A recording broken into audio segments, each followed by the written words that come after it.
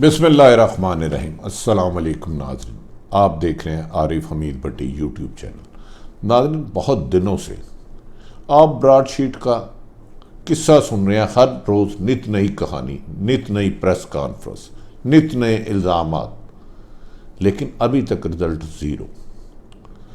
کل جب وزیر اعظم پاکستان عمران خان نے براڈ شیٹ کیس پہ جو 2002 سے شروع ہوا اور 21 تک ابھی ختم نہیں ہوا، مشرف نے معاہدہ کیا، اس پر ایک کمیشن بنایا جس کے سربراہ سپریم کورٹ کے سابق جسٹس محترم عظمت سعید صاحب کو نامزد کر دیا۔ اب سے کچھ دیر پہلے مسلم لیگ نون کی رہنما قابل احترام بہت زیادہ مریم اورنگزیب اور دیگر شاہد حقان وغیرہ نے پریس کانفرنس کی، اور اس پریس کانفرنس میں شاہد حقان صاحب نے خصوصاً ISI کو دھمکیاں دی، ججوں کو طنزیہ دھمکیاں دی، سیاستدانوں کو برا بلا کہا، اور انہوں نے کہا ان کے علاوہ پاکستان میں سب ان کی گفتگو سے بادی النظر میں جو آپ عکس کر سکتے ہیں، چغورا موجودہ حکومت پر الزامات کی بارش کرتی۔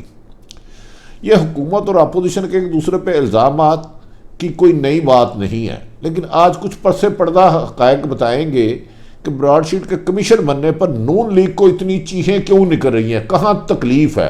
کہیں اور ان کا کھربوں روپیہ تو نہیں قابو آنے والا؟ کہیں والیوم 10 کھل کے ایک نیا شوشہ جو نہ صرف گرفتاری بلکہ جداتیں ضبط تک تو نہیں سلسلہ جانے لگا؟ ناظرین، آج کی گفتگو کرنے سے پہلے الزامات حکومت اپوزیشن پر لگانا چاہتی ہے۔ میں قرآن پاک کی ایک آیت سے شروع کروں گا۔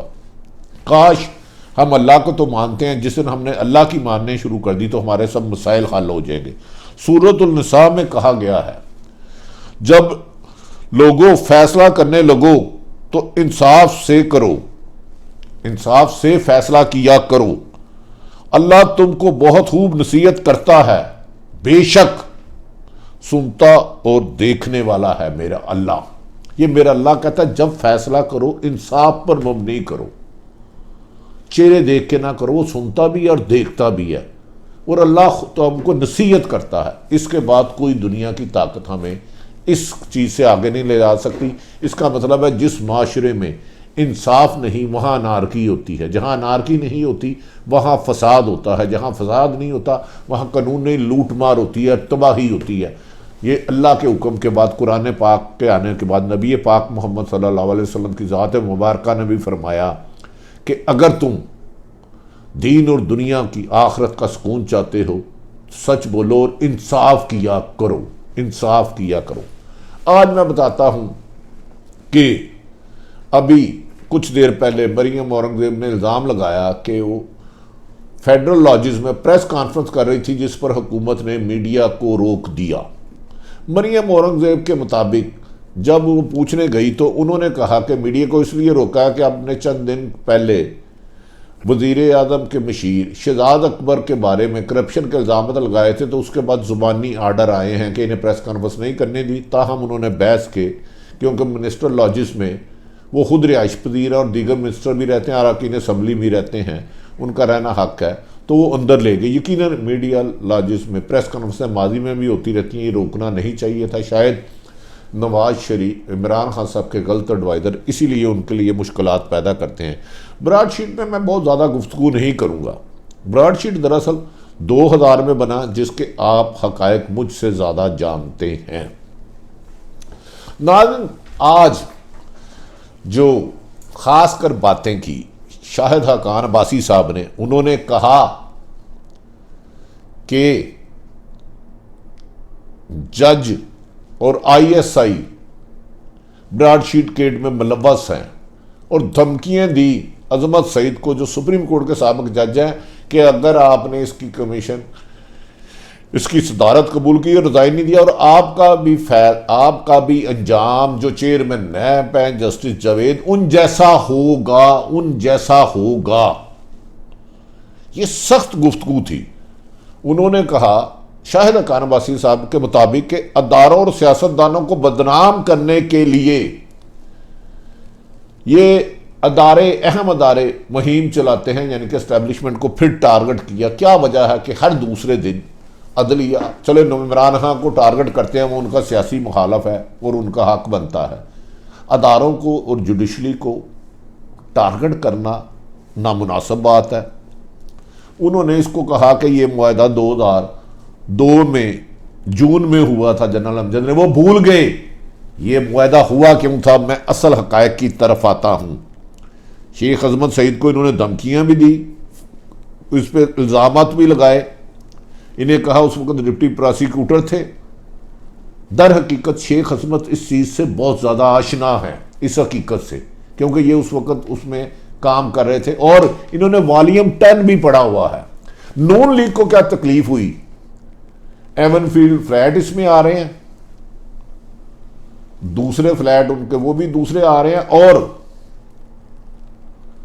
ایک موسوی نے چند روز قبل خط لکھا تھا پاکستان حکومت کو، اور اس پہ جے آئی ٹی نے بھی، جب جے آئی ٹی سپریم کورٹ کو حکم پر بن رہی تھی تو انہوں نے کہا تھا 1 کھرب تقریباً 60,000 ارب نواز فیملی کا سعودی عرب سے سنگاپور گیا ہے، سعودی عرب سے سنگاپور گیا ہے۔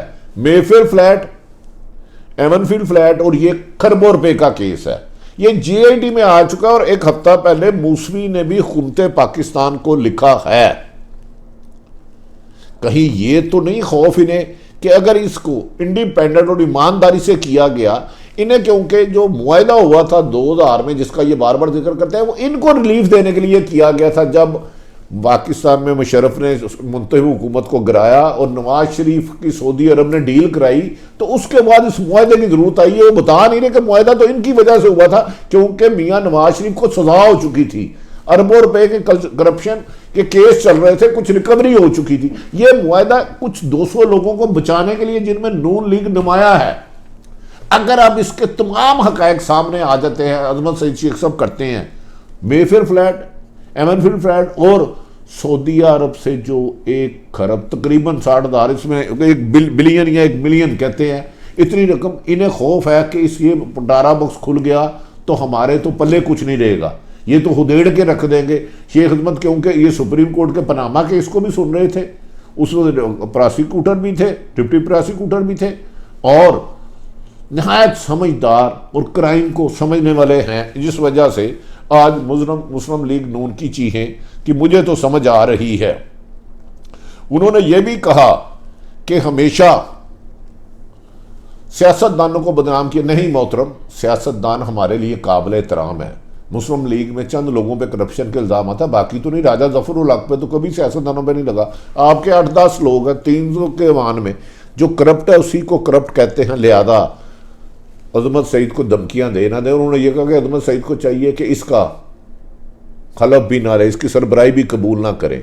ججوں پر اور فوج پر تنقید، انہوں نے کہا اس میں آئی ایس آئی پر بھی انہوں نے موجودہ 2018 میں پیسے لینے کا الزام لگا دیا ہے۔ آج ایون کہ شاہد خان عباسی نے یہ کہا کہ ملک کی عزت کا سودا کیا جا رہا ہے۔ میرے بھائی، ملک کی عزت کا سودا وہ کرتے ہیں جو ملک کا خزانہ لوٹتے ہیں، جو ملک کے غریب آدمی کے حق کا پیسہ، جو عوام کی فلاح و بہبود کے لیے اربوں کروڑوں کا بجٹ ہوتا ہے، اس میں سے کمیشن لیتے ہیں، وہ ہیں میرے ملک کے لٹیرے۔ میں آپ کو نہیں، کسی ایک نام کو نہیں کہہ رہا۔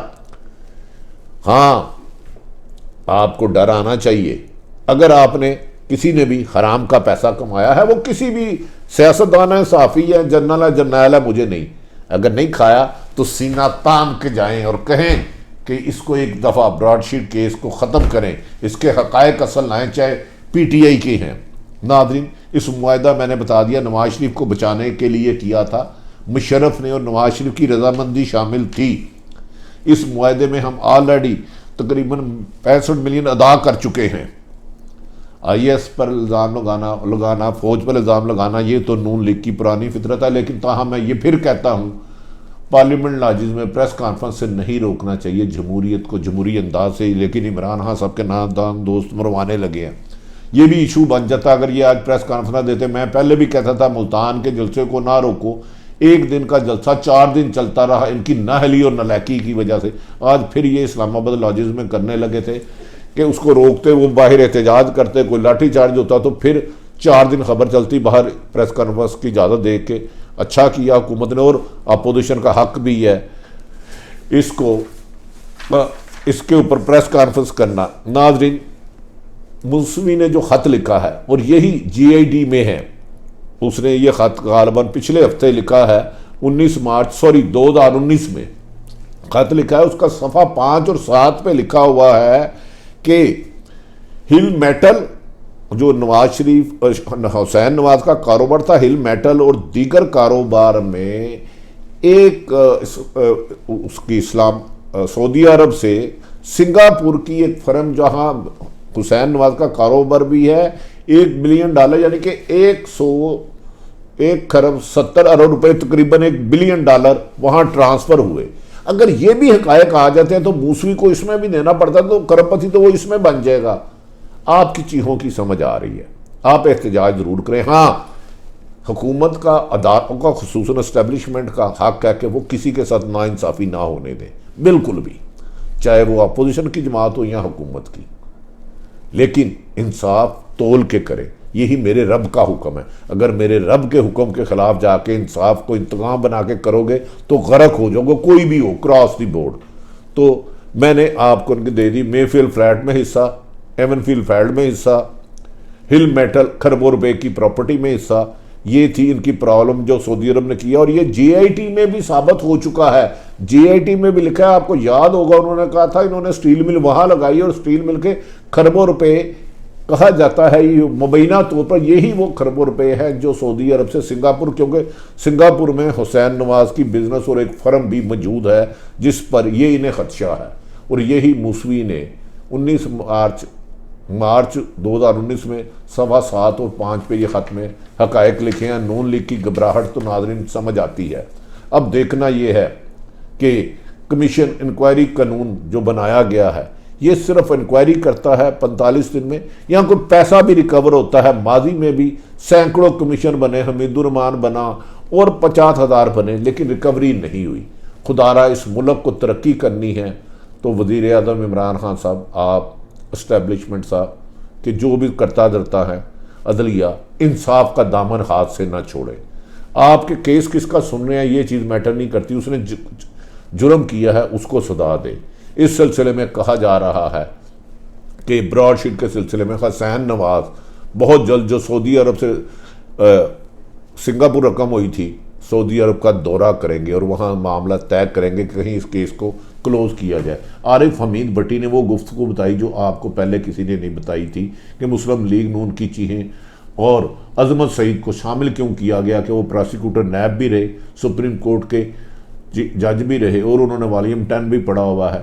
اگر عارف حمید بٹی کا یوٹیوب چینل پسند آئے تو اسے سبسکرائب کریں، بیل آئیکن پریس کر لیں، جیسے ہی نئی ویڈیو ہے آپ تک انفارمیشن آ سکے.